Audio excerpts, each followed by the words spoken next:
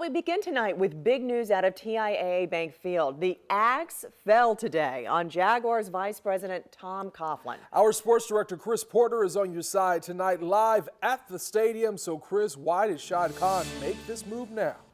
Well, first of all, Anthony, you have to believe that Shad Khan is not happy with the fact that for the second straight year, his team is guaranteed to have a losing season. But I believe that Khan was forced to make this move sooner than later after the NFL's Players Association released a statement on Monday that said the Jags had to pay former first-round pick Dante Fowler Jr. more than $700,000. This after Fowler filed a grievance with their office back in 2018. Now check this out. According to the NFLPA office, the Jags fined Fowler 25 times for, quote, missing mandatory appointments with the training staff. But they did not stop there. They also revealed that since 2017, the Jaguars have had 25% of the grievances filed with their office have come against the Jaguars. To give you some perspective, the NFL average since that time is 3%, all on Coughlin's watch. They went on to warn potential free agents to be cautious if they even consider coming to Jacksonville.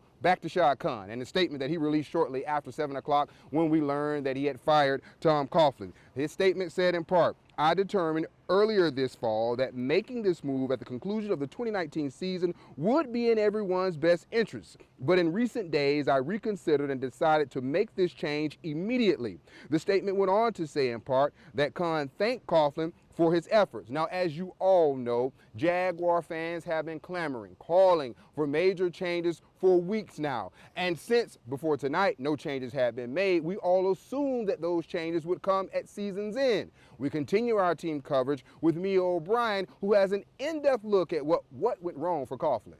Wanted to run the football. We wanted to have an outstanding defensive team. We rolled our sleeves up, went to work, and it was a team concept all the way. But they've broken up the band in Duval County, headlined by the exit of Executive Vice President and former head coach Tom Coughlin. As the franchise's first head coach, Coughlin guided the Jags to 2 AFC Championship game appearances in just 5 years. In his first year in the front office, the Jags once again went to the conference championship game. He was absolutely pivotal at the right time on which players, we need to move on from, which players we need to keep, which players we need to add. We're proud of the progress that we made, but we have not got the job done the way we hope to get it done. That's where the progress stopped. A 5-11 record in 2018. Free agent signings and subsequent cuts that put the Jags into salary cap purgatory. It's actually eerily similar to the 6-10 record and massive dead cap the Jaguars were in when Coughlin left Jacksonville the first time. Speaking of similarities, Eli, it's not you. It's not you. It's us. We win, we lose together. Remember, when we lose, I lose. Coughlin's message to the Giants when he resigned in 2016, again after a 6-10 record, sure sounds a whole lot like, we're all in this together. We're all battling. We all want to win. Coughlin skipped his firing press conference the first time he was let go in Jacksonville. And in New York, well, this is one of the lasting images of his time with the Giants. And he won 2 Super Bowls in New York.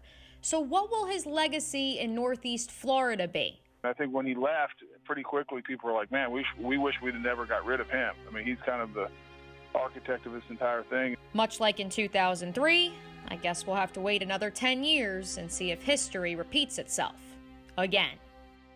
And that was Mia O'Brien reporting. Now here's the statement from Tom Coughlin to ESPN Chris Mortensen about his firing, and it says in part, as head of football operations for the Jaguars for the last 3 years, I was responsible for all things related football. I take great pride in our accomplishments, especially in 2017. He went on to thank Shad Khan for the opportunity to return, and he says he'll always be supportive of the Jaguars. So again, after 3 years as Vice President of Football Operations, Tom Coughlin has been shown the door. As for General Manager David Caldwell and Head Coach Doug Marrone, as for now, their jobs are safe. But Khan did say in that statement that he has high expectations for the final 2 games and for the 2020 season. Coming up a little later in sports, what fans are saying about Tom Coughlin getting the axe. Anthony, Jessica.